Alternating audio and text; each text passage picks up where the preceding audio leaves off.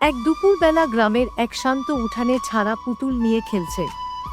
ওর মা উঠানে কাজ করছেন। হঠাৎ গেটের দিকে তাকিয়ে ছাড়া দেখতে পেল একজন মহিলা আসছেন ছোট্ট একটা মেয়েকে সঙ্গে নিয়ে। ছাড়ার মা হাসি মুখে বললেন, যারা এসেছে, আয় মা, ভেতরে আয়। ছাড়া কৌতূহলী চোখে তাকিয়ে জিজ্ঞেস করল, ওকে মা? ছাড়ার মা বললেন, ওর নাম যারা। তোদের মেহমান, খেলতে পারিস একসাথে। যারা একটু লাজুকভাবে দাঁড়িয়েছিল। ছাড়া হাসি মুখে ওর কাছে গিয়ে বলল, তুই পুতুল খেলবি? যারা একটু হাসল, মাথা নেড়ে সম্মতি দিল।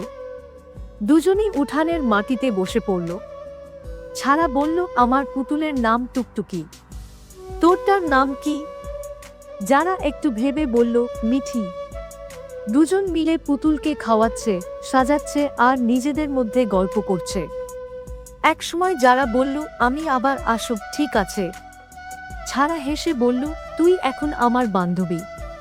যারা বলল, হ্যাঁ, সেরা বান্ধবী। দুজন হাত ধরে বসে রইল। পেছনে ধীরে ধীরে সূর্যটা লুকিয়ে যাচ্ছে আর গ্রামটা যেন ভালোবাসায় ভরে উঠেছে।